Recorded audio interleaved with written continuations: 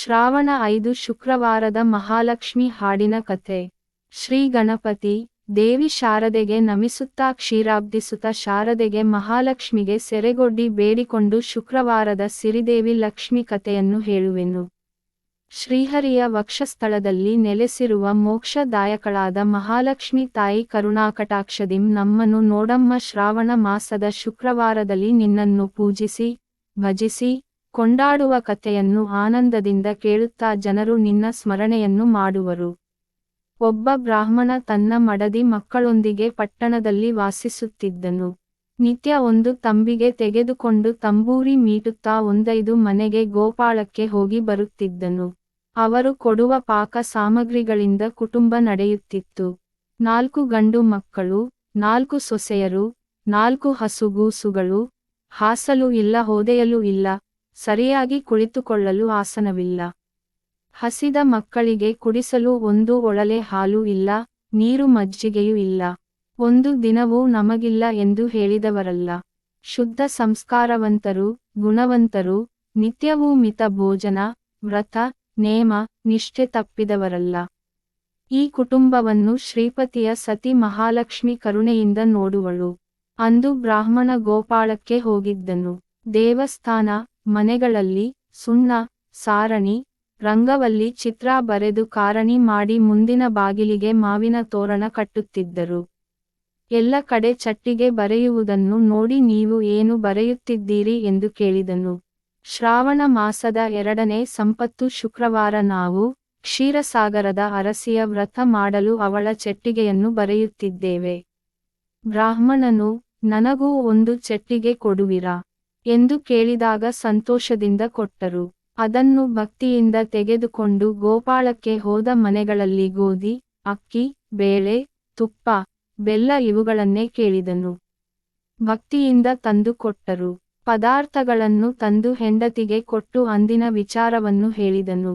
ನಾವು ಲಕ್ಷ್ಮಿಯ ಚೆಟ್ಟಿಗೆಯನಿಟ್ಟು ಪೂಜೆ, ನೈವೇದ್ಯ ಮಂಗಳಾರತಿ ಮಾಡಿ ಬೇಡಿದರೆ ಇಂದಿರಾ ದೇವಿ ಆನಂದ ಕೊಡುವಳು ನಮಗೆ ಎಂದನು.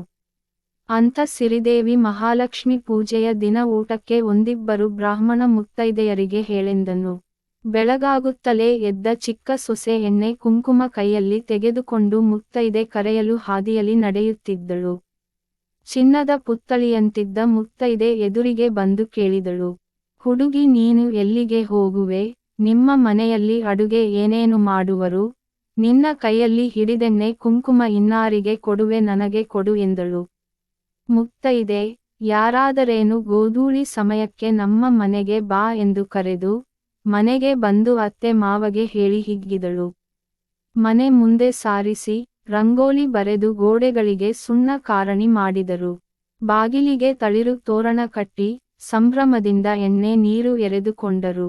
ಲಕ್ಷ್ಮಿ ಪೂಜೆಗೆ ಮಂಟಪದ ಸಿದ್ಧತೆ ಮಾಡಿದರು. ಕಮಲ, ಕೇದಿಗೆ, ಕಬ್ಬು, ಕದಳಿ ಕಂಬಕ್ಕೆ ಬಾಳೆಗೊನೆ ಕಟ್ಟಿ ಪದ್ಮಪೀಠದ ಮಧ್ಯದಲ್ಲಿ ಮಹಾಲಕ್ಷ್ಮಿಯ ಚಟ್ಟಿಗೆಯನ್ನು ಇಟ್ಟು ಎಡಬಲದಲ್ಲಿ ನಂದಾದೀಪ ಹಚ್ಚಿ ನಡುವೆ ಶಂಖ, ಚಕ್ರ, ಗದಾ, ಪದ್ಮ, ಗೋಪಾದ ರಂಗೋಲಿ ಬರೆದರು. ಪದ್ಮದ ಮೇಲೆ ಕಲಶವಿಟ್ಟು ಪಂಚಫಲ ತುಂಬಿ ಮುತ್ತೈದೆಯರೆಲ್ಲ ನೆರೆದು ದೇವಿಗೆ ಮಾಂಗಲ್ಯ ಕಟ್ಟಿದರು. ದೇವಿಯನ್ನು ಪ್ರತಿಷ್ಠೆ ಮಾಡಿ ಸಂಭ್ರಮದಿ ನಲಿದರು. ಅರಿಶಿನ ಕುಂಕುಮ, ಚಂದ್ರ, ಬುಕ್ಕಿಟ್ಟು, ಗಂಧ, ಗೆಜ್ಜೆ, ವಸ್ತ್ರ, ಬಳೆ, ಪಾರಿಜಾತ, ಸಂಪಿಗೆ, ಮುಡಿಗೆ ಮಲ್ಲಿಗೆ ದಂಡೆ, ಪೂಜೆ, ಅಷ್ಟೋತ್ತರ, ಕಾಯಿ ಒಡೆದು ಮಂಗಳಾರತಿ ಮಾಡಿದರು. ತೆಂಗಿನಕಾಯಿ, ದ್ರಾಕ್ಷಿ, ಖರ್ಜೂರ, ಉತ್ತುತ್ತೆ, ಬೆಲ್ಲ, ಅಕ್ಕಿ, ಮಂಗಳ ದ್ರವ್ಯಗಳೊಂದಿಗೆ ಉಡಿ ತುಂಬಿದರು. ಶ್ಯಾವಿಗೆ ಪಾಯಸ, ಚಿತ್ರಾನ್ನ, ಹೋಳಿಗೆ, ಕರಿಗಡಗು, ಖಾರ ಕಡಬು, ಸುರುಳಿ ಹೋಳಿಗೆ, ಕೋಸುಂಬರಿ, ಪಲ್ಯ, ಶಾಲ್ಯಾನ್ನ, ತುಪ್ಪಾನ್ನ, ಮೊಸರನ್ನ, ಪಕ್ವಾನ್ನ, ಬೂಂದಿ, ಬುರುಬರು ಅನ್ನ, ಚಕ್ಕುಲಿ, ಚಂದ್ರಹಾರ, ಹಪ್ಪಳ, ಸಂಡಿಗೆ, ಅಂಬೋಡೆ, ಗುಳ್ಳದ ಕಾಯಿ ಬಜ್ಜಿ, ಮಂಡಿಗೆ, ಗುಳ್ಳೂರಿಗೆ, ಹಾಲು, ಮೊಸರು, ತುಪ್ಪ, ಬೆಣ್ಣೆ, ಮುದ್ದು ಮಹಾಲಕ್ಷ್ಮಿಗೆ ಅರ್ಪಿಸಿದರು. ಯಾಲಕ್ಕಿ, ಜಾಪತ್ರೆ, ಕಾಚು, ಲವಂಗ, ಸುಣ್ಣ, ಬಟ್ಟಲಡಿಕೆ, ಕೊಬ್ಬರಿ ತುಂಬಿ ಮಡಿಚಿದ ಚಿಗುರು, ವಿಳ್ಳೆದೆಲೆ, ಅಂಗೈ ಹೆಬ್ಬೆರಳಿಂದ ಕಿರುಬೆರಳು ಕೊನೆ ತನಕ ಛತ್ರ ಚಾಮರ ಬೀಸುತ್ತಲಿ ಮುಚ್ಚಿದ ಕಣ್ಣನ್ನು ತೆರೆದು ಅಚ್ಚುತನ ಅರಸಿ ನೋಡಿದಳು. ಸರ್ವ ಸಮರ್ಪಣೆ ಮಾಡಿ ನಮೋ ನಮೋ ಎಂದು ಕೈ ಮುಗಿದರು. ಎಲ್ಲ ಮುಗಿದರೂ ಮುತ್ತೈದೆ ಬರಲಿಲ್ಲ. ಹೊತ್ತು ಬಹಳ ಆಯಿತು. ಮತ್ತೆ ಇದಕ್ಕೆ ಏನು ಯೋಚಿಸಿ ಒಂದು ಕುಡಿ ಬಾಳೆ ಎಲೆಯಲ್ಲಿ ಮಾಡಿದ ಅಡುಗೆ ಎಲ್ಲವನ್ನೂ ಬಡಿಸಿ ವಿಳ್ಳೆದೆಲೆ ಕುಂಕುಮ ಇಟ್ಟು ಮೇಲೊಂದು ಬುಟ್ಟಿ ಮುಚ್ಚಿಟ್ಟರು. ಗಂಡ ಹೆಂಡಿರು ಮಕ್ಕಳು ಸೊಸೆಯರು ಮೊಮ್ಮಕ್ಕಳು ಎಲ್ಲರೂ ಸೇರಿ ಬಂದ ಬ್ರಾಹ್ಮಣರೊಡಗೂಡಿ ಊಟ ಮಾಡಿ ತಾಂಬೂಲ ಹಾಕಿಕೊಂಡು ನಮಗೆ ಶುಭ ಕಾಲ ಬಂದಿದೆ ಎಂದು ಸಂತೋಷಪಟ್ಟರು. ಮರುದಿನ ಸಂಪತ್ತು ಶನಿವಾರ ಹಬೆಗಡುಬು ಪರಮಾನ್ನ ಕೋಸುಂಬರಿ ಮಾಡಿ ಗೌರಿಗೆ ನೈವೇದ್ಯ ಮಾಡಿ ಊಟ ಮಾಡಿದರು. ಎರಡನೇ ಶುಕ್ರವಾರ ದಿನ ಎರಡನೇ ಸೊಸೆ ಎಣ್ಣೆ ಕುಂಕುಮ ತಕ್ಕೊಂಡು ಕರೆಯಲು ಹೊರಟಳು. ಮುತ್ತೈದೆಗೆ ಬರಲೇಬೇಕೆಂದು ತಿಳಿಸಿ ಬರಬೇಕು ಎಂದರು. ಸೆರಗಿನೊಳಗೆ ಎಣ್ಣೆ ಕುಂಕುಮ ಮುಚ್ಚಿಟ್ಟುಕೊಂಡು ಬೇರೆ ದಾರಿಯಲ್ಲಿ ನಡೆದಳು. ಮುಖ್ಯ ದಾರಿ ಬಿಟ್ಟು ಬದಲು ದಾರಿ ತಿರುಗಿದಾಗ ಮುತ್ತೈದೆ ಎದುರಾಗಿ ಬಂದು ಅಡ್ಡಗಟ್ಟಿ ನನ್ನನ್ನು ಬಿಟ್ಟು ಇನ್ನು ಯಾರನ್ನು ಕರೆಯುವೆ? ಸೊಸೆಯು, ಅಮ್ಮ ನಮ್ಮ ಗೊಡವೆ ನಿಮಗೇಕೆ? ಹೋದ ಶುಕ್ರವಾರ ನಿಮಗಾಗಿ ಬಡಿಸಿದ ಎಲೆ ಹಾಗೆ ಇದೆ, ಅದನ್ನೇ ಬೇಕಾದರೆ ಉಣ್ಣು ಹೋಗು ಎಂದಳು. ಅದಕ್ಕೆ ಅವಳು, ತಂಗಳು ತಿನ್ನುವ ಕಂಗಾಳಗಾಟಿ ನಾನಲ್ಲ, ಬಂಗಾರದಂತ ಮುತ್ತೈದೆ ನಾನು. ತಿಂಗಳಾಗಲಿ ನಿನ್ನ ಕುತ್ತಿಗೆಗೆ ದಾರ ಕಟ್ಟಿ ತಂಗಳನ್ನು ನಿನಗೆ ಉಣಿಸುವೆನು. ಸಾಕಿನ್ನು ಬಡಿವಾರ ಮಾಡಬೇಡ, ಹಾಗೆ ಬಡಿಸಿದರೆ ತಿನ್ನುವುದಿಲ್ಲ ನಾನು. ಭಾಗ್ಯವಂತೆ, ಕೊಡು ನನಗೆ ಎಣ್ಣೆ ಕುಂಕುಮ ಎಂದು ತಾನೇ ತೆಗೆದುಕೊಂಡು ನಡೆದಳು ಮುದ್ದಾದ ಮುತ್ತೈದೆ. ಮನೆಗೆ ಬಂದ ಸೊಸೆ ಎಲ್ಲ ವಿಷಯವನ್ನು ಹೇಳಿ, ಬಹಳ ದಿಟ್ಟ ಮುತ್ತೈದೆ, ದೇಶದಲ್ಲೇ ನಾನು ಇಂಥವಳನ್ನು ಕಾಣೆನು, ಅವಳ ಚೆಲುವಿಕೆ ಎಷ್ಟು ಹೇಳಿದರೂ ಸಾಲದು ಎಂದಳು. ಎರಡನೇ ಶುಕ್ರವಾರವು ಸಿರಿದೇವಿಗೆ ಪೂಜೆ ನೈವೇದ್ಯ ಮಂಗಳಾರತಿ ಮಾಡಿದರೂ ಮುತ್ತೈದೆ ಬರಲಿಲ್ಲ. ಕುಡಿ ಬಾಳೆಯಲಿ ಅಡುಗೆ ಬಡಿಸಿ ಬುಟ್ಟಿ ಮುಚ್ಚಿ ಎಲ್ಲರೂ ಊಟ ಮಾಡಿದರು. ಮೂರನೇ ವಾರ ಮುತ್ತೈದೆಗೆ ಮೂರನೇ ಸೊಸೆ ತಯಾರಾಗಿ ನಾನು ಬೇರೆ ಕಡೆ ಹೋಗುವೆ ಎನ್ನುತ್ತಾ ಎಣ್ಣೆ ಕುಂಕುಮ ಇಟ್ಟುಕೊಂಡು ಹೊರಟಳು. ಕುಂಕುಮ ಎಷ್ಟೇ ಮುಚ್ಚಿಟ್ಟುಕೊಂಡು ಓಣಿಯಲ್ಲಿ ನಡೆದರೂ ಬಡಬಡ ಬಂದ ಮುತ್ತೈದೆ, ಎಣ್ಣೆ ಕುಂಕುಮ ಇನ್ಯಾರಿಗೆ ಕೊಡುವೆ, ಕೊಡು ಇಲ್ಲಿ ಎಂದಳು. ಅದಕ್ಕೆ ಸೊಸೆ ಹೇಳಿದಳು, ನಾನು ಔತಣಕ್ಕೆ ಕರೆಯಲು ಬಂದಿಲ್ಲವಮ್ಮ, ಬಡವರು ಗತಿಯಿಲ್ಲ ನಮಗೆ, ಗೌರಿ ಹಬ್ಬಕ್ಕೆ ಮಕ್ಕಳು ಆಡಲು ಹೊರಗೆ ಹೋಗಿದ್ದಾರೆ, ಅವರನ್ನು ಹುಡುಕುತ್ತಾ ಬಂದೆ, ಬಿಡು ದಾರಿ, ಮನೆಯಲ್ಲಿ ಬೈವರು ಎಂದಳು. ಗಟ್ಟಿಗಿತ್ತಿ ಮುತ್ತೈದೆ ಹೇಳಿದಳು, ನಿನ್ನ ಒಗಟಿನ ಮಾತು ನಾನು ಬಲ್ಲೆ, ಹಗರಣ ಮಾಡದೆ ಮೊದಲ ಶುಕ್ರವಾರ ಹೇಳಿ ಮತ್ತೆ ನನ್ನ ಬಿಟ್ಟು ಬೇರೆ ಯಾರಿಗೆ ಹೇಳುವೆ? 2 ವಾರವೂ ಹಸಿದೂಟ ಮಾಡಿರುವೆ, ಬರಡು ಆಕಳು ಮೆದ್ದಂತೆ ಆಗಿದೆ, ಕಡಲೆ ಬೇಳೆ ಹೂರಣ ಕರಿಗಡಬು ಕಾಸಿದ ತುಪ್ಪ ಬಡಿಸು ನನಗೆ ಎಂದಳು. ಅವಳ ಮಾತನ್ನು ಕೇಳಿ ಬೆರಗಾಗಿ ಮೆಚ್ಚಿಕೊಂಡ ಸೊಸೆ ಅವಳಿಗೆ ಕುಂಕುಮ ಎಣ್ಣೆ ಕೊಟ್ಟು ಖಂಡಿತ ಬರಬೇಕು ಎಂದಳು. ನಾನು ಬರುವೆ, ಈಗ ಹೋಗು ಎಂದಳು. ಈ ಸೊಸೆಯು ಮನೆಗೆ ಬಂದು ಮುತ್ತೈದೆಯನ್ನು ವರ್ಣಿಸಿದಳು. ಅಂದು ಸಿರಿದೇವಿಗೆ ಅರ್ಚನೆ ಪೂಜೆ ಮಾಡಿ ಹೋಳಿಗೆ ಕರಿ ಕಡುಬು ಬೆಣ್ಣೆ ಕಾಸಿದ ತುಪ್ಪ ಅಡುಗೆ ನೈವೇದ್ಯವಾಯಿತು. ಹೊರಗೆ ಬೆಳಗ್ಗೆ 6 ಗಂಟೆ ಆಯಿತು, ಬರಲಿಲ್ಲ ಮುತ್ತೈದೆ, ಮಾತಿನಲ್ಲಿ ಕಡು ಜಾಣೆ ಎಂದರು. ಕರಿಗಡುಬು ಹೋಳಿಗೆ ಹುಟ್ಟಿದಂದಿನಿಂದ ತಿಂದವರಲ್ಲ ಮುತ್ತೈದೆ, ಪುಣ್ಯದಿಂದ ನಮಗಿಂತ ಊಟ ದೊರೆತಿದೆ ಎಂದರು.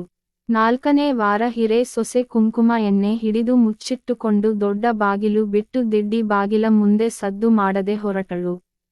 ನಾನು ಅವಳ ಮಾತಿಗೆ ಮರುಳಾಗುವುದಿಲ್ಲ ಎಂದುಕೊಂಡಳು. ದಂತದ ಗೊಂಬೆಯಂತಿದ್ದ ಮುತ್ತೈದೆ ಎದುರು ಬಂದಳು. ಹಿರೇ ಸೊಸೆ, ನೀನೆಂಬ ಅಹಂಕಾರ ಬೇಡ, 3 ವಾರ ಹೇಳಿ ಆಗಿದೆ, ನನ್ನ ಬಿಟ್ಟು ಇನ್ನಾರನ್ನು ಕರೆಯುವೆ? ಹಿರೇ ಸೊಸೆಯು, ಮುತ್ತೈದೆಗೆ ನಾರದನಂತೆ ತಿರುಗುವೆ ನೀನು, ನಿಮ್ಮ ಮನೆ ತೋರಿಸು, ನಾನು ಬಂದು ಹೇಳುವೆ ಎಂದಳು. ಮುತ್ತೈದೆ ಹೇಳಿದಳು, ನಮ್ಮನೆ ದೂರ ಉಂಟು, ನೋಡಿ ಬಂದವರು ಯಾರೂ ಇಲ್ಲ, ಸಂಸಾರ ಸಾಗರ ಮೀರಿದವರಿಗೆ ಕಾಣುವುದು ಎಂದಳು. ಮಾಗಿದ ಹಣ್ಣು ಹುಡುಕಿ ತಿನ್ನುವ ಅರಗಿಣಿಯಂತೆ ನಿಮ್ಮನೆಯಲ್ಲಿ ಊಟ ಮಾಡಿ ನಾನು ತಿಂದು ತೃಪ್ತಳಾಗುವೆ ಎಂದಳು.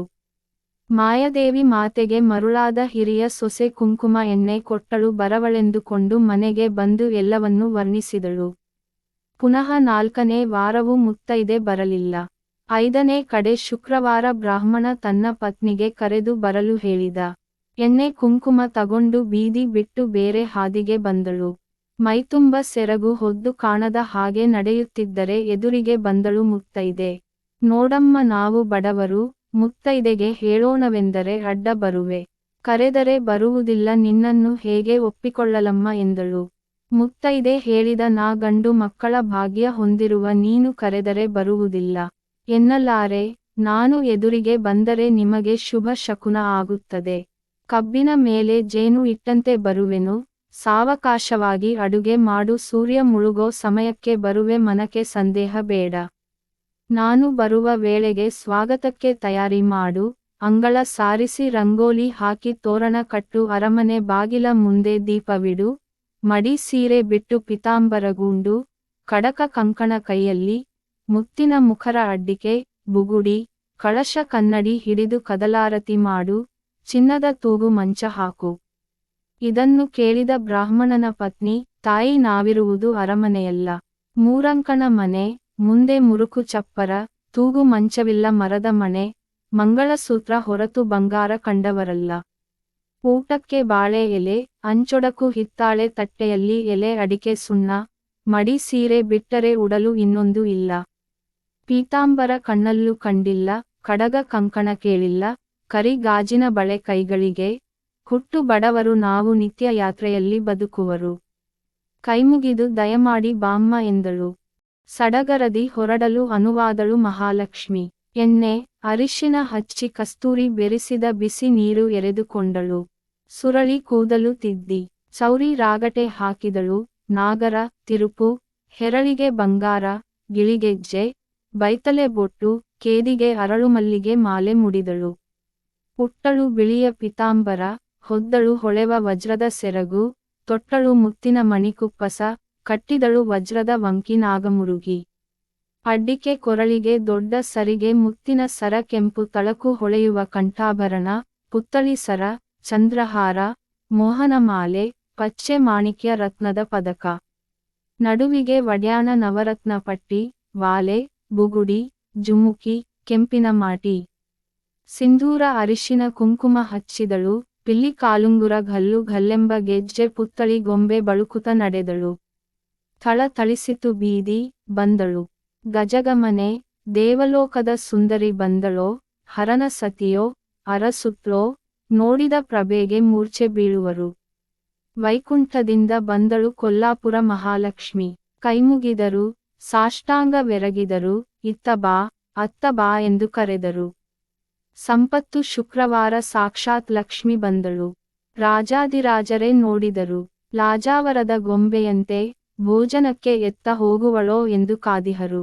ಮುಡಿಬಾಗಿ ನಡೆಯುತ್ತಾ, ಎಡ ಬಲಕ್ಕೆ ಮುಗುಳುನಗೆ ನೋಟ ಬೀರುತ್ತಾ, ನಡೆದು ಬಂದಳು ಬಡ ಬ್ರಾಹ್ಮಣನ ಮನೆಗೆ. ಸಿರಿದೇವಿ ಬಂದ ಕ್ಷಣಕ್ಕೆ ಅರಮನೆಯಾಯಿತು. ಸುರಗಿ, ಸಂಪಿಗೆ, ಪುನ್ನಾಗ, ಸೇವಂತಿಗೆ, ಫಲಪುಷ್ಪಗಳ ತೋಟವಾಯಿತು. ಮುದ್ದು ಮಹಾಲಕ್ಷ್ಮಿ ಬಂದು ಕುಳಿತಳು ಪೀಠದಲ್ಲಿ. ಬಡವನ ಮಡದಿಗೆ ಸೊಸೆಯರಿಗೆ ಒಡವೆ, ವಸ್ತ್ರವಾಯಿತು. ಕರಕೆ ಕಂಕಣ, ಮಡಿ, ಪೀತಾಂಬರವಾಯಿತು. ಬಂದು ಮಹಾಲಕ್ಷ್ಮಿಯ ಎದುರುಕೊಂಡರು. ಪಾದ ತೊಳೆದರು. ಗಂಧ ಕುಂಕುಮ ಅರಿಶಿನ ಚಂದ್ರ ಬುಕ್ಕಿಟ್ಟು ಹಚ್ಚಿದರು. ದುಂಡು ಮಲ್ಲಿಗೆ ಮಾಲೆ ಹಾರ ಹಾಕಿದರು. ಸಂಪಿಗೆ ದಂಡೆ ಜಡೆಮುಡಿಗೆ ಮುಡಿಸಿದರು. ದಾಳಿಂಬೆ, ಕದಳಿ, ಕಿತ್ತಳೆ ಫಲವು, ಬೆಲ್ಲ, ಕೊಬ್ಬರಿ, ಹುರಿಗಡಲೆ ಮಡಿಲಿಗೆ ಹಾಕಿ ಉಡಿ ತುಂಬಿದರು.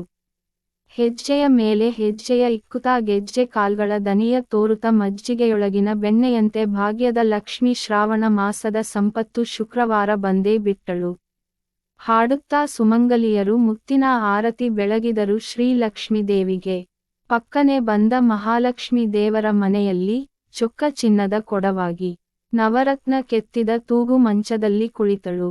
ಮುತ್ತು ರತ್ನ, ಮಾಣಿಕ್ಯ, ವಜ್ರ, ವೈಡೂರ್ಯ ವೈಭವದ ದನವು, ಚೊಕ್ಕ ಚಿನ್ನದ ಹಾರಗಳು, ಬಂಗಾರ, ಬಿಂದಿಗೆ ನೋಡುತ್ತಿಹರು ಮಂದಿ. ಬಡವನ ಮನೆಗೆ ಹೊಕ್ಕಳು ಜಯಲಕ್ಷ್ಮಿ, ಭಾಗ್ಯದ ಭಂಡಾರವೇ ಬಂದು ಕೂತಿದೆ.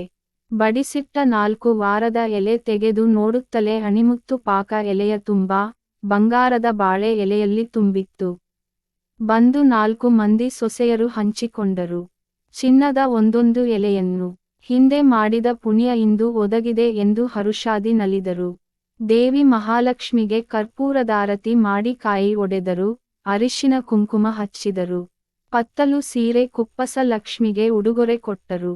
ಬಡವರ ಮನೆಗೆ ನಡೆದು ಬಂದು ಮಹಾಲಕ್ಷ್ಮಿ ಕೊಡದಾಗೆ ಕೂತಂಥ ವ್ರತ ಕಥೆಯನ್ನು ಯಾರು ದೃಢಭಕ್ತಿಯಿಂದ ಕೇಳುವರೋ, ಹೇಳುವರೋ ಅವರು ಸಕಲೈಶ್ವರ್ಯಗಳನ್ನು ಅನುಭವಿಸಿ ಅಂತ್ಯದಲ್ಲಿ ವಿಷ್ಣು ಸಾಯುಜ್ಯವನ್ನು ಪಡೆಯುವರು. ಮಂಗಳಂ ಎನ್ನಿರಿ ಮಹಾಲಕ್ಷ್ಮಮಂಗಳಂ ಎನ್ನಿರಿ ವರಮಹಾಲಕ್ಷ್ಮಿಗೆ. ಪ್ರಾತಃ ಕಾಲೇ ಪಠೇ ನಿತ್ಯಂ ಸರ್ವ ದುಃಖೋಪಶಾಂತಯೇ ಪಠಂಸ್ತು ಚಿಂತಯೇದ್ದೇವೀಂ ಸರ್ವಾಭರಣಭೂಷಿತಾಂ. ಸಕ್ಕರೆ ತುಪ್ಪ ಕಾಲುವೆ ಹರಿಸಿ ಶುಕ್ರವಾರದ ಪೂಜೆಯ ವೇಳೆಗೆ ಅಕ್ಕರೆಯುಳ್ಳ ಅಳಗಿರಿ ರಂಗನ ಚೊಕ್ಕ ಪುರಂದರ ವಿಠಲನ ರಾಣಿ. ಭಾಗ್ಯದ ಲಕ್ಷ್ಮಿ ಬಾರಮ್ಮ ನಮ್ಮಮ್ಮ ನೀ ಸೌಭಾಗ್ಯದ ಲಕ್ಷ್ಮಿ ಬಾರಮ್ಮ.